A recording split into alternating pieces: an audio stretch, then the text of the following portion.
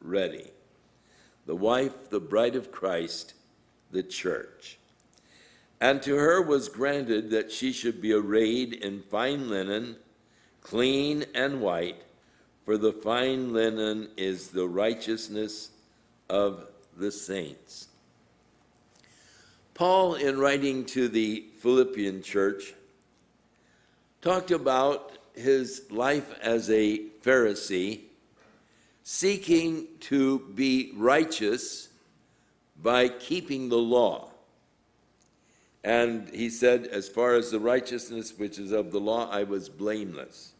He lived as a Pharisee, and his whole purpose was to be righteous according to the law. And he said, those things that were once gained to me, that is, that righteousness of the law as a Pharisee, he said, I counted loss for the excellency of the knowledge of Jesus Christ, for whom I suffered the loss of all things, but I count them but refuse, that I might know him and be found in him, not having my own righteousness, which is of the law, but the righteousness which is of Christ through faith. That's a righteousness far beyond anything that we could ever attain in and of ourselves. With our greatest efforts, we've all sinned and come short of the glory of God.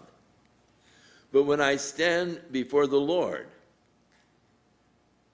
I will not stand there in my righteousness or clothed with my righteousness, but there will be imputed to me the righteousness of Jesus Christ, and I will stand in the righteousness of Christ, the bride of Christ, arrayed in fine linen, clean and white. The fine linen is the righteousness of the saints. And so that glorious righteousness that is ours, imparted and imputed to us through faith in Jesus Christ. And like Abraham, God accounted his faith for righteousness. And he saith unto me, write, blessed are they which are called unto the marriage supper of the Lamb. And he saith unto me, these are the true sayings of God. I like that. He affirms now. This is so wonderful. And to try to picture it in our minds, we cannot in any wise conceive of the true glory of this. But when we are there experiencing it, when we read about it, it just seems like, that's to be in heaven, to be there invited to the marriage supper of the Lamb, to be the bride of Christ, to stand there clothed in his righteousness through faith. That's almost hard to believe. And that's why they affirm these are the true sayings of God.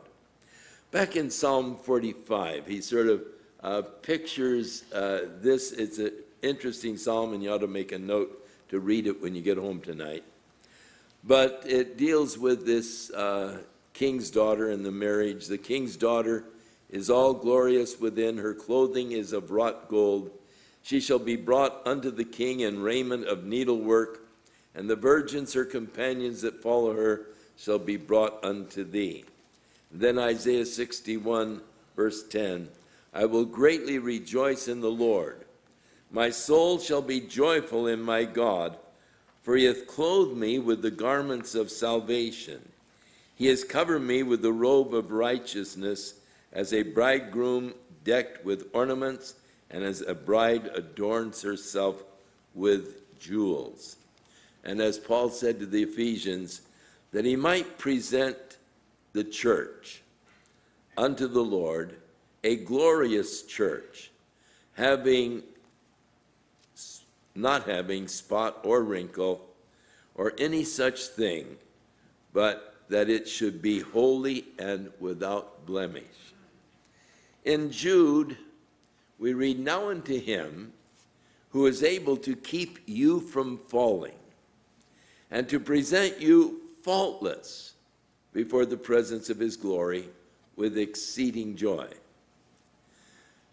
The Holy Spirit is not going to present you with all the flaws and all the faults and all that we have, but he's going to present you faultless, which causes us to realize that can't be something that I have attained. It has to be something that has been imparted to me as a gift from God, faultless before his presence. And it says with exceeding joy, and you better believe it, when the Holy Spirit presents me as the bride of Christ, faultless, what joy. "And I fell at his feet," John said, "to worship him. And he said unto me, See that you do it not." Now, just who the him is in this, we don't know. In the previous chapters, one of the angels that had the 7 golden vials or bowls with the wrath of God was sharing with John in chapter 17, could be the same one.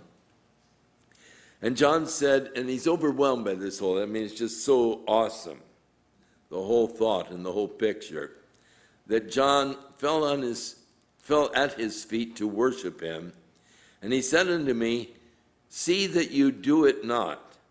I am your fellow servant, and of your brethren that have the testimony of Jesus. Worship God, for the testimony of Jesus is the spirit of prophecy. So the command to worship God. In Psalm 45:11, we referred to Psalm 45 earlier, told you to read it when you go home. "So shall the king greatly desire thy beauty, for he is thy Lord, and worship thou him." Back in Revelation 14:7, saying with a loud voice, "Fear God, give glory to him, for the hour of his judgment is come, and worship him that made heaven and earth and the sea and the fountains of waters."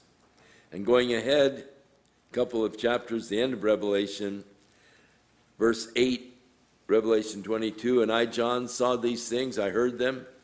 And when I heard and seen, I fell down to worship before the feet of the angel which showed me these things. Then he saith unto me, See thou do it not, for I am your fellow servant, and of your brethren the prophets, and them which keep the sayings of this book. Worship God." So John, and I'm sure that we will be tempted too. It's so awesome that we will be tempted to just worship the one who is revealing it to us, but yet not allowed to do it. They won't let you do it. They won't receive the worship. They say, worship God. And so should we. The testimony of Jesus is the spirit of prophecy. In other words, prophecy is all about Jesus. As Jesus said, "You do search the scriptures, because in them you think that you have life, but they are they which testify of me, and you won't come to me that you might have life." And Jesus is referring to the Old Testament scriptures as he's talking to the Jews and saying to them, "You do search the scriptures, because in them you think you have life, but they are testifying of me." In the book of Hebrews, quoting Jesus as saying, "I have come as it is written of me in the volume of the book to do thy will, O Lord." So here the declaration that the testimony of Jesus is the spirit of prophecy. It's interesting that the Bible is a book that is filled with prophecy. And all the way through in the Old Testament.